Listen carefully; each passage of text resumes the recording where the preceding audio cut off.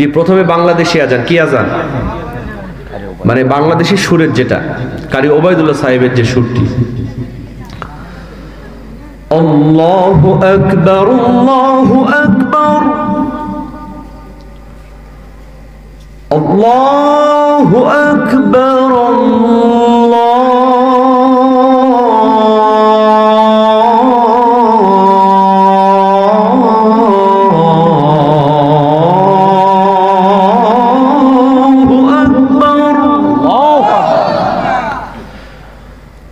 أشهد أن لا إله إلا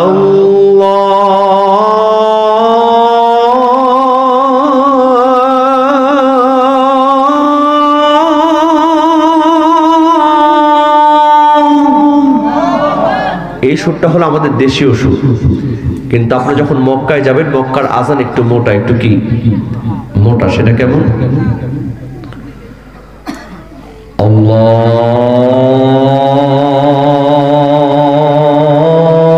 আল্লাহু আকবার,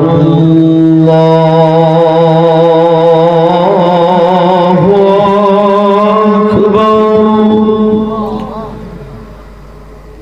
আল্লাহু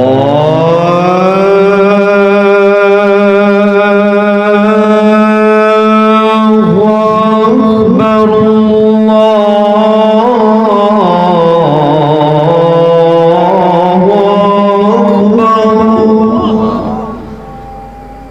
أشهد أن لا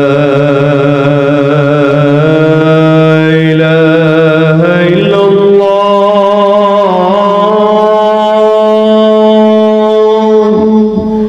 এই সুরটা হলো মক্কার।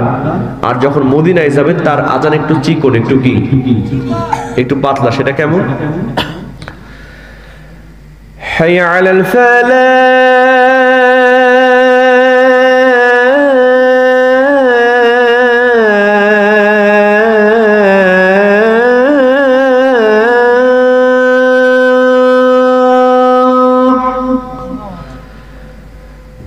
حي على الفلاح،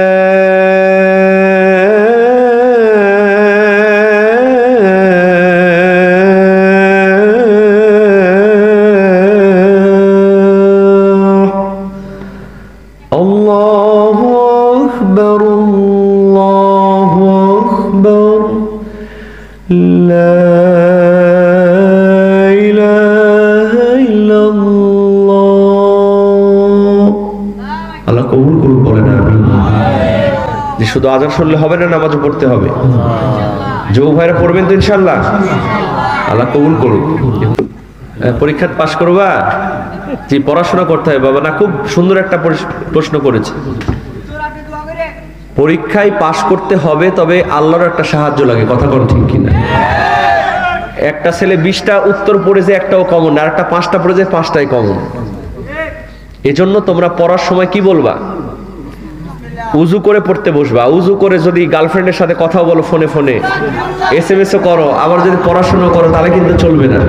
ঠিক আছে ইনশাআল্লাহ? বিসমিল্লাহ বলে ওযু করে তোমরা পড়াশোনা করবা, আর পরীক্ষার রাত করে তোমরা আল্লাহর কাছে দোয়া করবা, আল্লাহ এই পরীক্ষাটা তুমি আমাদের সহজ করে দাও। কথা বুঝতেছো ইনশাআল্লাহ?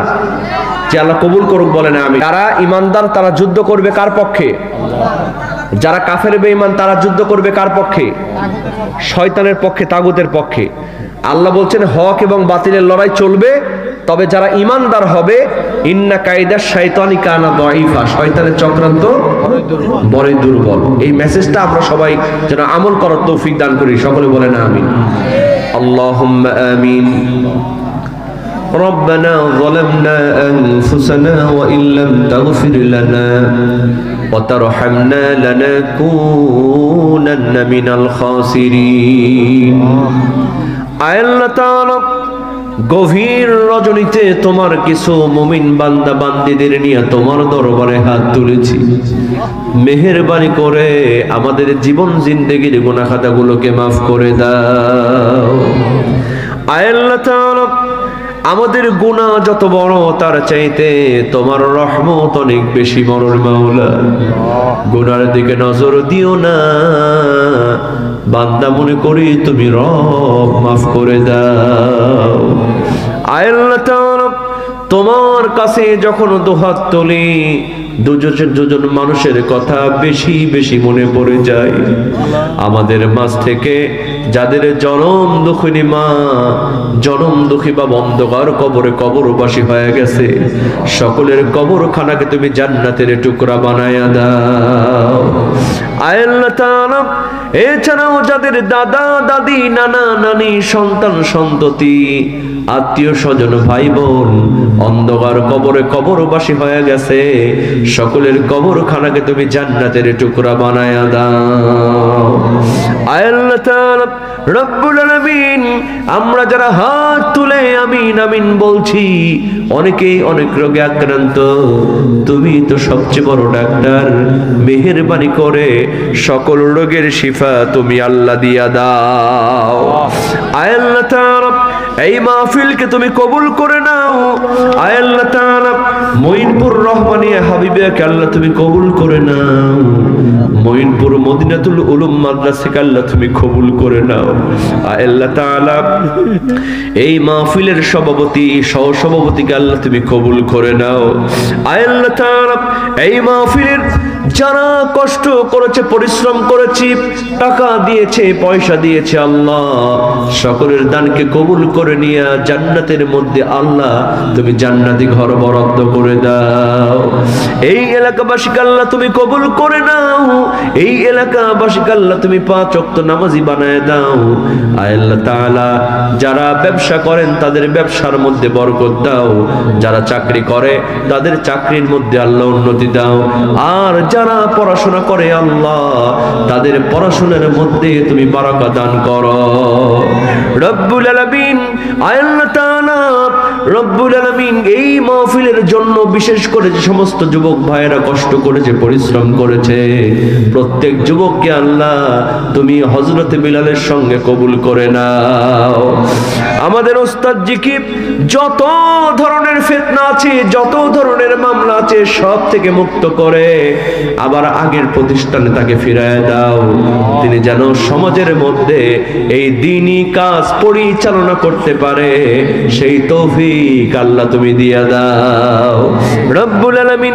অনেক প্রবাসী ভাইরা দান করেছেন, আয় আল্লাহ তাআলা তারা বিদেশ থেকে যে টাকা পয়সা দান করেছেন, দানের উসিলায় তাদের জীবনটাকে আল্লাহ তুমি সুন্দর করে দাও, তারা যেন বিদেশের মাটিতে হেফাজতে থাকতে পারে, সেই তৌফিক আল্লাহ তুমি দিয়া দাও। তাদের পরিবারের মধ্যে রহমত বরকত দিয়া দাও। আয় আল্লাহ তাআলা, পরিশেষে তোমার কাছে মিনতি, মালাকুল মউত আজরাইল কখন যেন চলে আসবে আমি তো বলতে পারি না। এই মাহফিল যদি আমাদের জীবনের শেষ মাহফিল হয়ে যায়, এই মোনাজাত যদি আমাদের জীবনের শেষ মোনাজাত হয়, আয় আল্লাহ তাআলা, আসার সিরিয়াল আছে, যাওয়ার কোনো সিরিয়াল নাই। পিতার আগে পুত্র কখনো আসবে না, দাদার আগে নাতি কখনো আসবে না, আয় আল্লাহ তাআলা, কিন্তু যাওয়ার কোনো সিরিয়াল নাই। পিতার আগে পুত্র চলে যেতে পারে, দাদার আগে নাতি চলে যেতে পারে। আয় আল্লাহ তাআলা, আজরাইল যখন আমাদের জানটা কবজ করতে আসবে, ভয়ে আমাদের চোখটা বড় বড় হয়ে যাবে, আমাদের গলা দিয়ে ঘর ঘর আওয়াজ বের হবে, আমরা কোনো কথা বলতে পারবো না। আত্মীয় স্বজন কান্নার রোল করে ফেলবে, কান্নার রোল পড়ে যাবে চারিদিকে। আয় আল্লাহ তাআলা, কঠিন যন্ত্রণা শুরু হয়ে যাবে, আমার মুখের মধ্যে পানি দিবে, পানিটুকু আমি গিলতে পারবো না, মৃত্যু যন্ত্রণা শুরু হয়ে যাবে। আয় আল্লাহ তাআলা, সেই মুহূর্তে কেউ যখন জোরে জোরে কালিমা পড়তে থাকবে, আয় আল্লাহ তাআলা, এই মাহফিলের ওসিলায়, মুনাজাতের ওসিলায়, সেই শেষ মুহূর্তে মৃত্যুর সময় আমাদের জবান দিয়ে বের করে দিও কালজয়ী কালিমা, লা ইলাহা ইল্লাল্লাহু মুহাম্মাদুর রাসূলুল্লাহ সাল্লাল্লাহু আলাইহি ওয়াসাল্লাম। আসসালামু আলাইকুম ওয়া রাহমাতুল্লাহি ওয়া বারাকাতুহু।